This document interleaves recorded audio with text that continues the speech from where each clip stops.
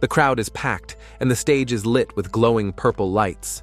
In the crowd, excited fans scream with joy. They chant the name Song Fay, the person everyone seems to be obsessed with. As the lights brighten, the chant grows louder. People raise their hands toward the stage, overwhelmed with admiration, shouting Song Fay's name repeatedly. Finally, the spotlight reveals two individuals seated on stage in grand chairs. The cheers don't stop. Everyone is focused on the man in the left chair. The woman seated beside Song Fay asks if it's true that he was ambushed and killed 3 times in the godforsaken game. She assures him not to worry. Her people are already investigating the true identity behind the shadow assassin. Song Fay responds calmly, asking for an update on the investigation's progress. She reveals that her team has already contacted someone in a small town called Firebud. They're about to offer him a deal too tempting to refuse. She smirks, saying that once he shows up to take the money, with a sly smile, she finishes her thought. Once the target arrives, they'll ambush him, and Song Fay will have the chance to take revenge personally. Song Fay reminds the woman to inform him when the plan is set.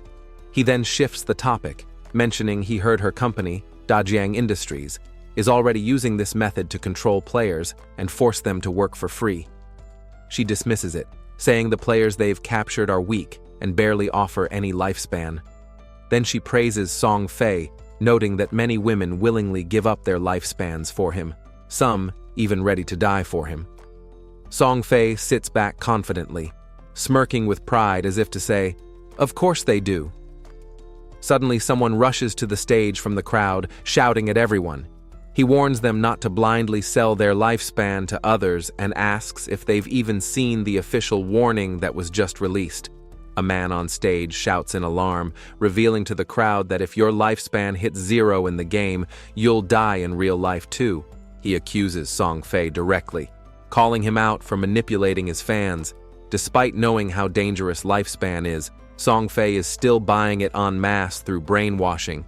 The man declares that this is a crime against humanity and urges the crowd to hold Song Fay accountable.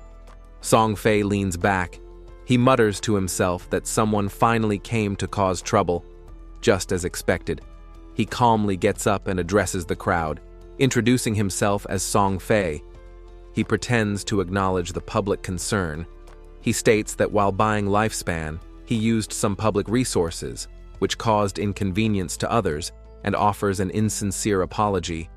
A girl in the crowd shouts emotionally, rallying others. She insists that Song Fay doesn't need to apologize because he hasn't done anything wrong. Song Fay holds the mic with sincerity and expresses gratitude for the overwhelming support and love from his fans.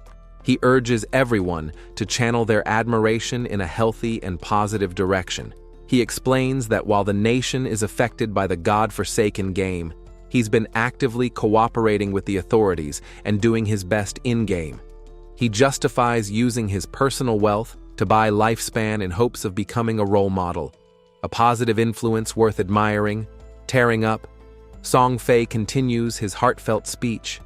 He says his real goal was to give back to fans and help them find meaning and happiness through the game, but he never imagined it would cause them so much trouble. As Song Fay begins to apologize sincerely to the audience, saying he never meant to trouble anyone, some fans tear up emotionally. One girl cries out that he doesn't need to apologize. He did nothing wrong.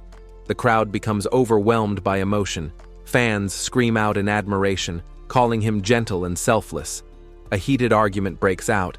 Supporters of Song Fay shout at the man who tried to expose him, calling him names and defending their idol fiercely.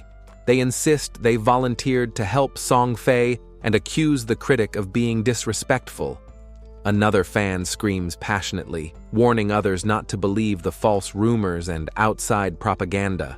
A fan storms the stage and yells angrily at the doubters. She insists that only idiots would believe the game could affect real-life lifespan and fiercely defends Song Fay. She passionately declares she has died the most for Song Fay in the game, and even if she has only 1 day of lifespan left, she's proud to stand there for him. She adds that anyone who isn't ready to die for Song Fay doesn't deserve to say they love him. Her emotional outburst wins the crowd over. Fans start crying and cheering. They agree with her, shouting things like, "You're right," and "Song Fay, I love you." In a frenzy of loyalty, fans start offering their own remaining lifespan to Song Fay. One shouts they'll give 20 days, another says 17, someone else offers 3. The crowd erupts in offers of self-sacrifice, showing just how far they're willing to go for their idol. On stage, Song Fay opens his arms and declares that he's overwhelmed by the fans' passion. With a big smile, he shouts back that he loves them too, sending the crowd into another frenzy. He turns to the fan who stormed the stage earlier and gently acknowledges her. He says her support truly moves him, and thanks her personally. The fan, overwhelmed and in tears, gazes at Song Fay with deep affection. She confesses that if she could keep looking at him like this, she'd willingly give her life for him at any moment. Song Fay, deeply touched, tears up as he looks at her. Suddenly, a sharp beam of energy shoots through the air toward the stage. Song Fay stands frozen, while the devoted fan continues walking toward him. Gasps echo through the crowd as everyone's expressions shift from joy to horror. Among them, even Song Fay's partner and the audience are visibly stunned. The energy blast strikes Song Fay in the head. His eyes widen in disbelief as the impact hits. The crowd watches in shock as Song Fay collapses forward, falling into the arms of the very fan who adored him most. The fan looks up in horror, speechless, as Song Fay collapses in her arms. Song Fay's assistant rushes forward, screaming his name in panic. The crowd begins to realize what's happened. Panic spreads as they shout out in confusion, asking what's wrong with Song Fay. A scream cuts through the noise. Song Fay is dead! The crowd erupts in hysteria. A bodyguard immediately takes charge, yelling that there's danger. He orders the team to protect the young lady and evacuate her from the area. The crowd descends into panic. People cry and shout, urging each other to run. The fear spreads quickly, and everyone rushes to escape. Song Fay's assistant shouts with urgency. She saw a life force orb appear over Song Fay's body right after he died. But then, that orb suddenly vanished. She concludes someone must have taken it. She puts the pieces together and realizes the assassination and the disappearance of Song Fay's lifespan orb were skills from the godforsaken game. Shocked, she questions how someone could use in-game abilities in the real world, but in her mind, only one person is capable of such a feat. Just as the assistant tries to reveal the identity of the killer, a deadly beam of energy strikes her from above, piercing straight through her body before she can finish her sentence. Her eyes widen in terror as the attack lands. Her guards shout in shock, screaming her name. In the distance, a Qin Feng stands in the dispersing crowd, surrounded by blue lightning. Qin Feng attacker is finally visible, calm, and completely enveloped in swirling energy.